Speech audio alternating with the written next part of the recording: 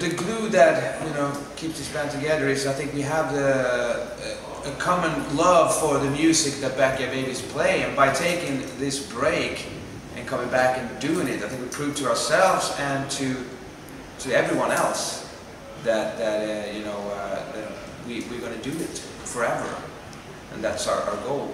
But I mean, and without understanding that, and without taking a chance of doing stuff like that, letting things go, and if it comes back to you, it's meant to be there forever, like the Backyard Babies is for us right now. So. I think that when we were kids too, that, you know, we were blessed and got struck by the, you know, the same rock and roll lightning. I don't know, that, you know, I think that, for example, like the top 10 albums we were listening to when we were 15, our favorite albums, or, you know, still our favorite albums.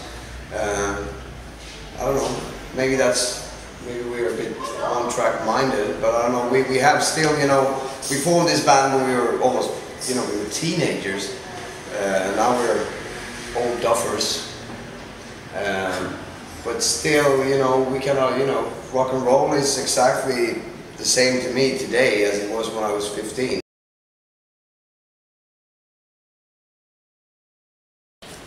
Well, I think that just by playing with other musicians, writing and recording and being around other artists and doing things on your own, and maybe experience stuff that you are influenced by but that couldn't fit within the Backyard Babies, all these different elements has made you better in every way.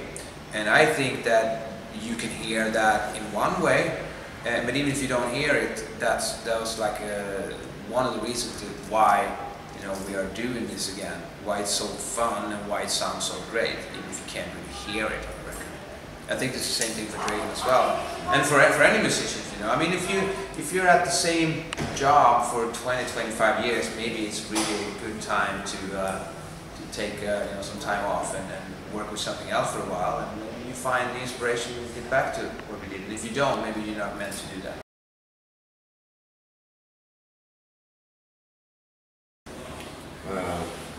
It's the first time we ever record. We were like, are we going to use a trumpet on this one? There is actually first time Backyard Babies ever recorded a trumpet. But I don't know. I said in an earlier interview today that, you know, like, since me and Nicky writes most of the music, you know, still Peter and Johan is really important for the sound of the band. I think that to hard draw the line from the album is maybe that, you know, like a song like 13 or Nothing is maybe more of my kind of song, coming from, since I'm a guitarist, I'm maybe more riff based, and a song like Bloody Tears is more of a Nicky Borg typical song. And when we kind of write together a bit more, a song like Never Finish Anything comes out. And I think it's like really cool that one thing with this band that is really a strong thing is that when we use our voices together, when Dragan is taking on the lead and we switch, it's like almost like a rap. You know, that makes a sound, you know, and when we sing it together, it's also making a sound, and you never finish anything. You can hear that. It's very, very typical Backyard Babies sound. I mean, a lot of bands have done that, but you need two different vocalists to be able to make that happen.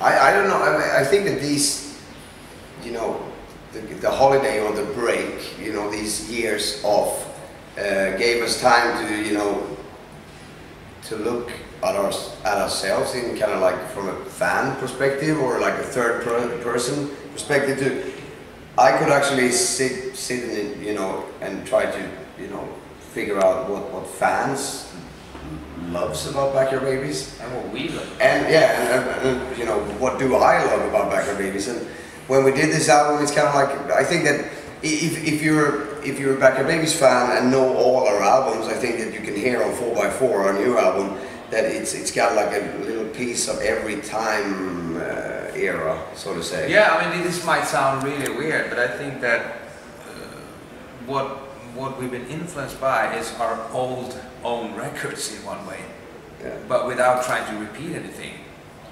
And they, in turn, maybe been influenced by other artists. I don't know. No, but seriously, and this might sound really boring, but damn, I don't listen to any. I mean, well, I work at a radio station as well. You know, I run my own shows there, so I listen to a lot of music because of that. But normally, I listen to very little music, so I don't really get influenced by music to write songs on my own. You know, it comes from somewhere else.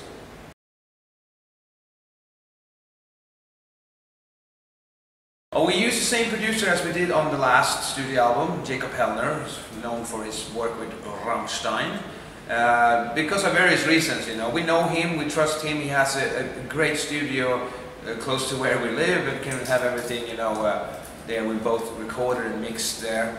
And he also, he likes the band a lot and sees other stuff with us that we don't really see ourselves, you know. And he's really, you know, focused on the songs as well, and making us play them really well. And he's one of the guys that are, you know, he doesn't care about like trends whatsoever, and he doesn't know. It's almost like, it's funny sometimes when I want to have like a guitar sound more like, you know, fucking Back in Black with AC/DC. Not really like that, but he's like, who's AC/DC? I mean, he doesn't care about like, you know, sounds on albums. He doesn't know who anybody. He takes like Backer Babies for what it is, and he just wants to, you know, yeah. And it's really even weirder because some songs he can go like, you know, in the beginning like, this is not my type of song. I don't even like this sound. We're like, well, fuck you, man. You know, but he still comes in as a producer and make us play and record and work on the songs really, really good. So I think that in one way that maybe be the trick, you know. Instead, if you have one like a rock and roll producer who knows every single thing about all the vintage gear, and he's like, maybe that's getting too much of it, you know. It's good that he's coming from a quite different world.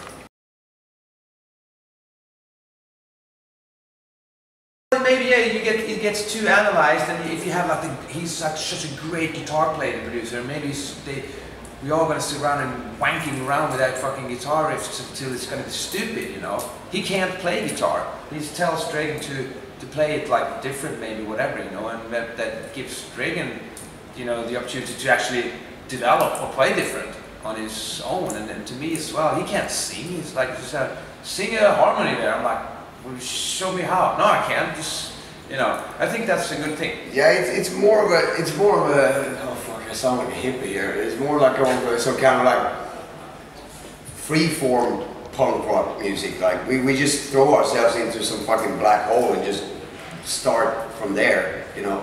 It's more, I mean, it's bands that I like, you know. For example, like Australian Airborne. You know, I dig their music, but it's not rocket science that they are building their whole thing on something that's already done by AC/DC, but they are doing it again. I like it, but I don't want to be in that kind of a band. I want to be unique, like in a way, you know.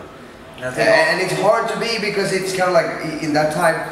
Of course, we come from maybe a splash of AC/DC as well. Of course, Guns N' Roses. You can hear Ramones, Kiss, Pistols, everything. But I would say that you know Guns N' Roses. Appetite for Destruction is unique, you know. But they took from fucking AC/DC, Led Zeppelin, punk rock, like. But it's yeah.